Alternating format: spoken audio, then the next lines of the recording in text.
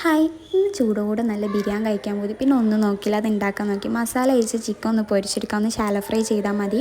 അതിന് ശേഷം വേറെ പാൻ എടുത്തിട്ട് ഓയിൽ ഒഴിക്കുക, ഇഞ്ചി വെളുത്തുള്ളി പേസ്റ്റ്, സവാള ഇതൊക്കെ ഇട്ട് നല്ല വഴറ്റിയെടുക്കുക. അതിൽ കുറച്ചും കൂടി ഉപ്പിട്ടിട്ട് നല്ല വഴറ്റിയെടുക്കുക. അതിലേക്ക് പിന്നെ പച്ചമുളക് ഒന്ന് ചതച്ചാൽ മതി, ജസ്റ്റ് ഒന്ന് ക്രഷ് ചെയ്താൽ മതി, കൂടുതൽ ക്രഷ് ചെയ്യണ്ട. അതും അതിലേക്ക് ആഡ് ചെയ്യാം. അതൊന്ന് വഴഞ്ഞ് സെറ്റായി വരുമ്പോഴത്തേക്ക് അപ്പുറത്തെ ഒരു ഇതിൽ നമുക്ക് ചോറിന് വെള്ളം വെക്കാം. അതിലേക്ക് സ്പൈസസൊക്കെ ഇട്ട് കൊടുക്കാം.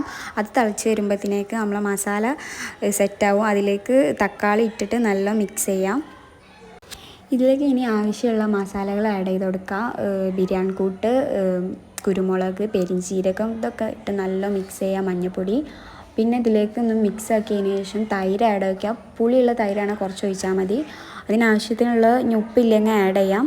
അതൊക്കെ കഴിഞ്ഞ് മിക്സ് ചെയ്തതിന് ശേഷം ഇതിലേക്ക് നമ്മൾ പൊരിച്ച് വെച്ച ആ ചിക്കൻ ആഡ് ചെയ്ത് കൊടുക്കുക. എന്നിട്ട് നല്ല മിക്സ് ചെയ്യുക. ഇതിലേക്ക് കുറച്ച് വെള്ളം ഒഴിക്കണം, അല്ലെങ്കിൽ അടി പിടിക്കും.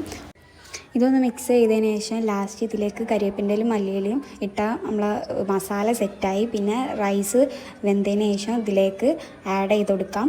അതിലേക്ക് പിന്നെ സവാള ഫ്രൈ ചെയ്തതും അണ്ടിയും മുന്തിരിയും ഫ്രൈ ചെയ്തതും പിന്നെ അതിലേക്ക് ബിരിയാണി കൂട്ടും കൂടി മിക്സ് ചെയ്തിട്ടാണ് ഇതിലേക്ക് ആഡ് ചെയ്യുന്നത്.